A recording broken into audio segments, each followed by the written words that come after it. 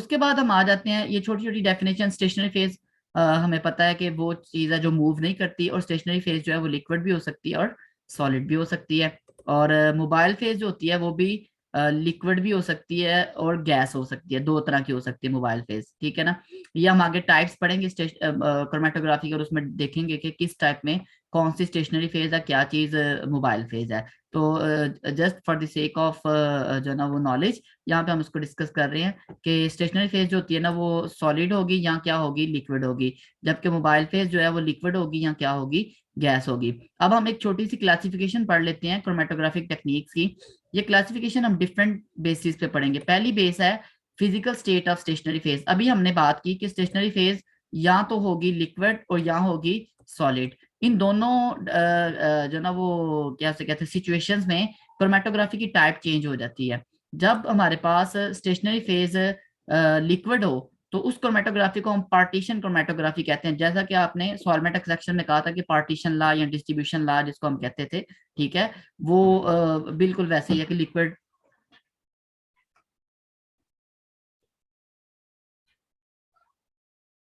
अच्छा, तो stationery partition chromatography में क्या होता है कि स्टेशनरी फेज लिक्विड होती है जो कि किसी सॉलिड पे सपोर्टेड होती है, जैसा कि पेपर क्रोमेटोग्राफी। अब पेपर क्रोमेटोग्राफी में आपके पास जो क्रोमेटोग्राफिक पेपर होता है, ये जो क्रोमेटोग्राफिक पेपर की स्ट्रिप है जो आपको नजर आ रहा है कि ये पेपर है, और पेपर किसका बना होता है, पेपर बना होता है सेलुलोज का।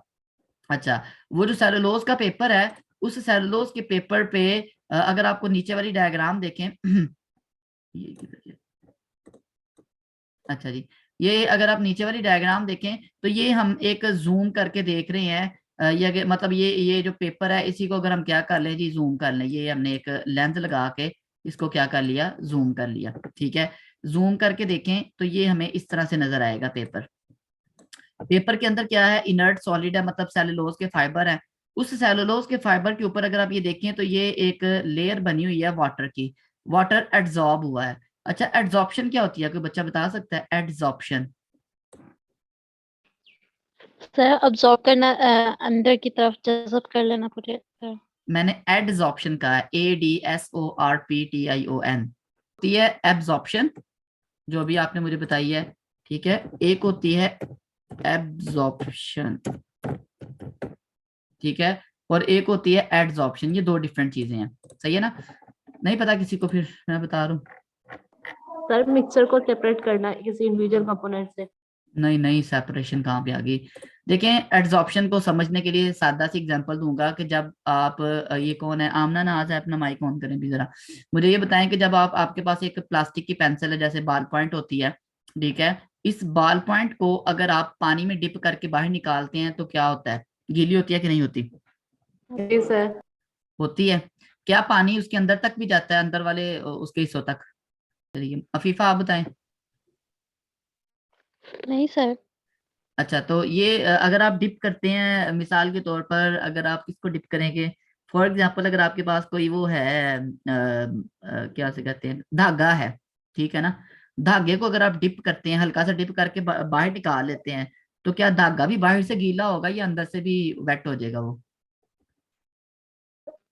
अंदर से भी होगा वेट। हाँ, तो वो जो धागा है उसके अंदर एब्जॉर्प्शन हुई है। एब्जॉर्प्शन क्या होती है कि किसी लिक्विड का, मिसाल के तौर पर अगर यहाँ पे मैं उसको एक ड्राइंग बना के, कि फॉर एग्जांपल ये हमारे पास एक कोई भी एक चीज है, कोई भी सॉलिड है, ठीक है। हमने इसको डिप किया किसी लिक्विड के अंदर, सॉलिड को हमने लिक्विड के अंदर डिप किया, फॉर एग्जांपल पानी ही था, ठीक है, पानी के अंदर डिप कर दिया इसको हमने, ठीक है। तो अगर तो ये पानी सिर्फ इसके बाहर लग रहा है, सरफेस पे लग रहा है, तो इसको हम कहते हैं एडजॉर्प्शन, ठीक है, डी से, डी फॉर डेल्टा वाला, ठीक है। लेकिन अगर ये पानी इसके अंदर तक जज़ब हो जाता है तो फिर उसको हम कहते हैं एब्जॉर्प्शन।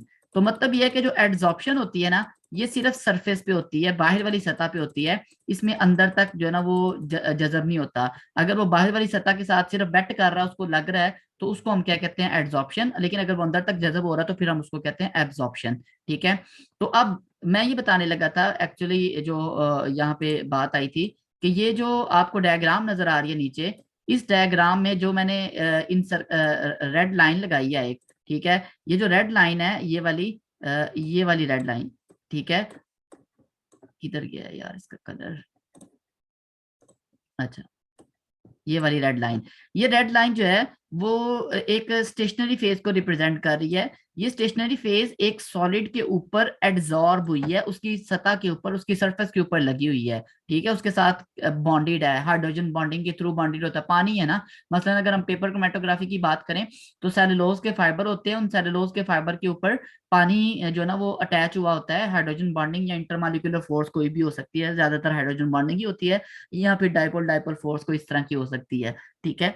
तो ओवरऑल हम इनको वंडरवॉल फोर्सेस कहते हैं। बाज़ औक़ात केमिकली बाइंडिंग भी हो सकती है, लेकिन बहरहाल पार्टीशन क्रोमैटोग्राफी में स्टेशनरी फेज एक लिक्विड होता है और वो लिक्विड एक सॉलिड की सतह के ऊपर लगा हुआ होता है, अटैच हुआ होता है, और फिर जो है ना वो इस वजह से हम उसको कहते हैं कि यहाँ पे जो स्टेशनरी फेज है वो लिक्विड है। इसकी आम कॉमन एग्जांपल क्या है, पेपर क्रोमैटोग्राफी, और दूसरी तरह की क्रोमेटोग्राफी में भी हो सकता है जहाँ पे हम सेलुलोज यूज कर सकते हैं। तो एक्चुअली जो हम सैंपल लगाएंगे, जो सल्यूट लगाएंगे, उसमें ये हमारे पास स्टेशनरी फेज वाटर है जो कि पोलर है, और जो हम मोबाइल फेज यहाँ पे लेंगे वो तकरीबन होगा नॉन पोलर, ताकि एक जो पोलर चीजें हैं वो पानी के साथ जुड़ी रहेंगी, ठीक है, वो आगे नहीं जाएंगी। जो नॉन पोलर चीजें हैं वो पानी में नहीं पानी के साथ अटैच नहीं होंगी, बल्कि वो नॉन पोलर मोबाइल फेज के साथ अटैच होंगी और वो ज्यादा डिस्टेंस ट्रेवल कर जाएंगी, ठीक है। तो ये पार्टीशन क्रोमेटोग्राफी है कि जिसमें हम एक जो ना वो स्टेशनरी फेज जो लेते हैं वो के लिक्विड होती है जो कि स्पॉटेड होती है सॉलिड पे, ठीक है। इसी तरह कॉलम क्रोमेटोग्राफी वगैरह में भी और टीएलसी में भी पार्टीशन क्रोमेटोग्राफी हो सकती है, ये उसकी एग्जांपल्स हैं, ठीक है। दूसरी हाँ, पार्टीशन क्रोमेटोग्राफी में ये हमें पता है कि जो स्टेशनरी फेज है वो लिक्विड है, तो मोबाइल फेज जो होती है ना वो गैस भी हो सकती है और लिक्विड भी हो सकता है, जैसा कि आपने गैस क्रोमेटोग्राफी अभी आपने नहीं पढ़ी मेरा ख्याल, तो गैस क्रोमेटोग्राफी होती है, वो इसकी एग्जांपल है पार्टीशन क्रोमेटोग्राफी की। लिक्विड लिक्विड क्रोमेटोग्राफी की एग्जांपल जो जो हमने लैब में एक्सपेरिमेंट परफॉर्म किया था इंक वाला क्रोमेटोग्राफी का, वो एक पार्टीशन क्रोमेटोग्राफी थी जिसमें हमने इंक को जो लगाया था तो वो पानी के ऊपर लगी थी, और जिसमें हमने डुबोया था वो भी पानी ही था, तो वो लिक्विड लिक्विड क्रोमेटोग्राफी है। तो इसको हम कहते हैं पार्टीशन क्रोमेटोग्राफी, जिसमें स्टेशनरी फेज एक लिक्विड होता है। अच्छा, उसके बाद हमारे पास आ जाता है एड्सॉर्प्शन क्रोमेटोग्राफी। अभी नाम नाम से पता चल रहा है, अभी आपने देखा भी एड्सॉर्प्शन क्या होती है। तो एड्सॉर्प्शन क्रोमेटोग्राफी में स्टेशनरी फेज सॉलिड होती है, सही है ना। इसकी एग्जांपल स्टेशनरी फेज एल्यूमिना हो सकती है, सिलिका, एल्यूमिना कहते हैं एल्यूमिनियम ऑक्साइड को, सिलिका कहते हैं सिलिका जेल या सिलिकॉन ऑक्साइड को कहते हैं, ठीक है। ये हमने इसको किसी प्लेट के ऊपर लगाया होता है, जैसे टीएलसी प्लेट होती है इस तरह की, इसके ऊपर लगाया होता है इस पाउडर को, ठीक है। या हम इस पाउडर को एक क्रोमेटोग्राफिक कॉलम में इस तरह की, जैसे का ब्यूरेट होता है ना, ब्यूरेट की तरह का बिल्कुल कॉलम होता है शीशे का, ठीक है, लेकिन साइज में छोटा होता है। इस कॉलम के अंदर हम पाउडर को फिल करते हैं, ठीक है। ये पाउडर हमने इसके अंदर रेड कलर का पाउडर फिल कर दिया। ये जो रेड कलर का सॉलिड है ये स्टेशनरी फेज है, ठीक है।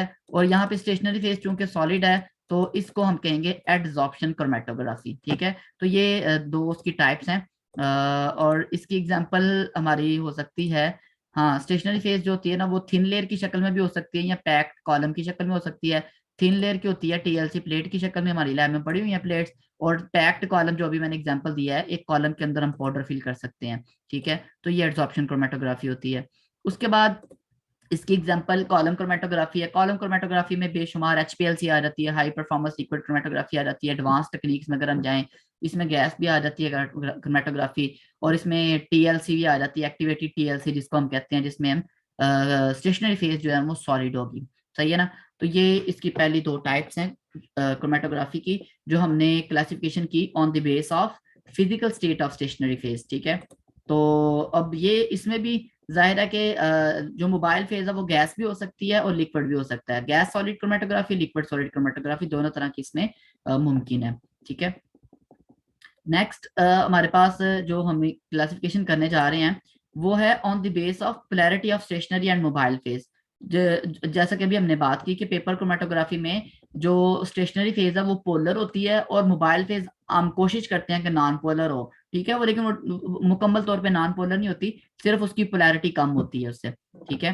तो अब इसमें हमारे पास दो टाइप्स हैं, normal phase chromatography. Normal phase chromatography वो होती है जिसमें स्टेशनरी फेज पोलर हो, ठीक है, स्टेशनरी फेज पोलर है, जबकि मोबाइल फेज क्या है, नॉन पोलर, जैसा कि पेपर क्रोमेटोग्राफी या कोई भी टीएलसी या कॉलम कोई भी हो सकती है। सिर्फ ये है कि स्टेशनरी फेज अगर पोलर है और मोबाइल फेज नॉन पोलर है तो उसको हम कहेंगे ये नॉर्मल फेज क्रोमेटोग्राफी है। ठीक है। और दूसरी होती है रिवर्स फेज क्रोमेटोग्राफी, जिसमें स्टेशनरी फेज नॉन पोलर होती है और मोबाइल फेज जो होती है वो पोलर होती है, एक दूसरे का उलट होती है ना। इसमें अगर आप नॉर्मल फेज को याद रख लें पेपर क्रोमेटोग्राफी के रेफरेंस से तो आपके लिए याद रखना आसान हो जाएगा कि पेपर क्रोमेटोग्राफी एक नॉर्मल क्रोमेटोग्राफी है। और नॉर्मल क्रोमेटोग्राफी में आपको पता है कि पेपर क्रोमेटोग्राफी में स्टेशनरी फेज वाटर है। ठीक है। और मोबाइल फेज जो है वो उसमें नॉन पोलर हो सकता है। तो स्टेशनरी फेज अगर पोलर है तो वो नॉर्मल फेज क्रोमेटोग्राफी है, अगर स्टेशनरी फेज नॉन पोलर है तो वो होगी रिवर्स फेज क्रोमेटोग्राफी। तो ये दूसरी किस्म है क्रोमेटोग्राफी की जो कि हमने की है on the base of polarity of stationary and mobile phase. ठीक है। तीसरी जो हम इसकी क्लासिफिकेशन करते हैं वो होती है on the base of physical shape of stationary phase. इसकी ना बेशुमार इकसाम हम बना सकते हैं क्रोमेटोग्राफी की। For the sake of simplicity मैंने चंद जो ना वो यहाँ पे बताई हैं जो हमारे रेलिवेंट है सिलेबस से। ठीक है। बाकी जो ना वो इसमें साइज की बेस पे हो जाती है जिसको साइज एक्सक्लूजन क्रोमेटोग्राफी कहते हैं। आयनिक अट्रैक्शन की बेस पे होती है जिसको हम आयन क्रोमेटोग्राफी कहती है। जेल परमिशन भी होती है एक हमारे पास, आयन एक्सक्लूजन भी होती है, तो डिफरेंट आयन एक्सचेंज क्रोमेटोग्राफी भी होती है। तो बहरहाल यहाँ पे मैंने सिंपल टाइप्स जो ना वो हमने रखी है इसको। ठीक है। Physical shape of stationary phase, कि स्टेशनरी फेज किस शक्ल में है। देखें अभी हमने बात की स्टेशनरी फेज एक जो है ना वो पेपर की शक्ल में हो सकती है स्टेशनरी फेज। स्टेशनरी फेज एक थिन लेयर की शक्ल में, एक प्लेट की शक्ल में हो सकती है। और स्टेशनरी फेज एक पैक्ड कॉलम की शक्ल में हो सकती है। इस बुनियाद पे तीन टाइप्स हमारे पास, paper chromatography, thin layer chromatography and column chromatography. इन्हीं तीनों को हमने जो ना वो डिस्कस करना है ब्रीफली और यहाँ डिटेल में। ठीक है। तो यहाँ पे जो मैंने अप्रोच यूज की है वो एक मतलब थोड़ी सी अनकन्वेंशनल सी है। तो मैं इसको ना वो कंपैरेटिवली पढ़ाऊंगा आपको। तीनों को बैक वक्त हम शुरू करेंगे, एक ही टाइम पे तीनों टेक्निक्स को शुरू करेंगे। कंपैरेटिवली स्टडी करेंगे पेपर को, थिन लेयर को और कॉलम क्रोमेटोग्राफी को। वजह यह है कि तीनों के ना बेसिक प्रिंसिपल भी सेम है, तीनों का जो प्रोसीजर है वो भी मिलता जुलता है, तीनों में स्टेशनरी और मोबाइल फेजेस भी मिलते जुलते हैं। ठीक है। तो अगर हम इनको कंपैरेटिवली पढ़ेंगे तो हमारे लिए इन तीनों को याद रखना आसान हो जाएगा। और जो है ना वो एक माइंड में एक जो है ना वो हमारे एक मैप बनता जाएगा कि किस तरह से जो है ना वो किसके अंदर क्या क्या, how these three are related to each other and how they are different to each other. ये दोनों चीजें जो है ना वो इसमें आ जाएंगी।